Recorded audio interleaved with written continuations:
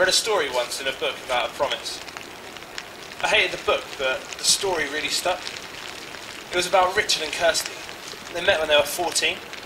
Richard really liked Kirsty, but Kirsty thought Rich was a bit of an idiot.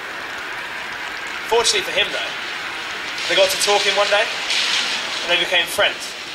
And then great friends, and then more than friends. They used to write letters to one another.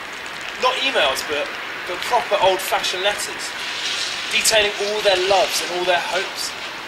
They became utterly entwined in one another's lives.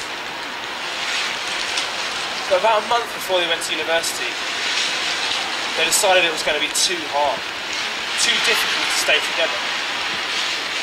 So after floods of tears and mountains of letters, the high school sweethearts were finished.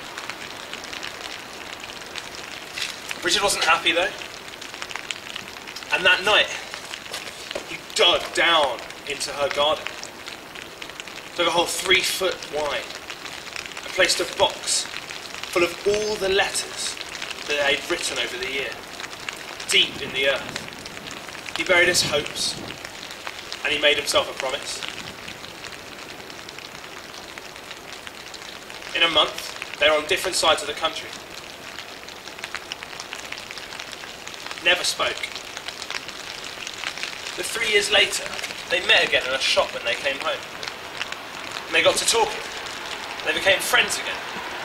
And then they became great friends. And then more than friends, all over again. And the Christmas after university, Rich bought Kirsty a maple tree.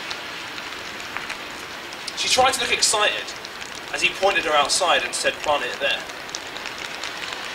She did as she was told. She cut into the earth and lifted the turf. And then she found something, a box. She opened it. She found all the letters that she'd written 4 years ago, but there was a new one addressed to her. What I didn't tell you was that Richard had written a letter 4 years ago, and it asked a question. It asked whether Kirsty would marry him. 4 years is such a long time to wait. How long would you wait? What if the promise was huge? What if it was life-changing or world-changing and time-changing and just changed everything?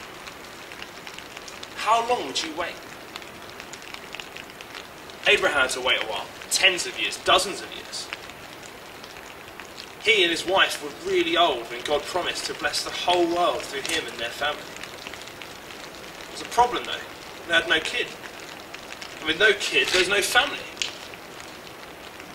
It was a huge promise that God made. One that would bless all people on the earth. Ever. All of time.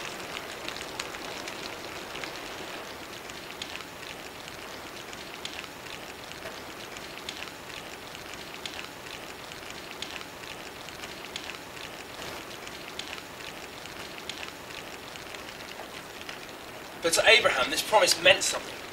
He trusted it. But it was getting a bit ridiculous. With no son, the promise was empty, futile, and just hopeless. But God did provide. He provided Abraham and Sarah with a son, Isaac, and they rejoiced. But that wasn't the end of the promise. Because the promise was for all people, for the whole earth, for all of time. Thousands of years forward from Abraham, where we find a writer called Matthew starting a story.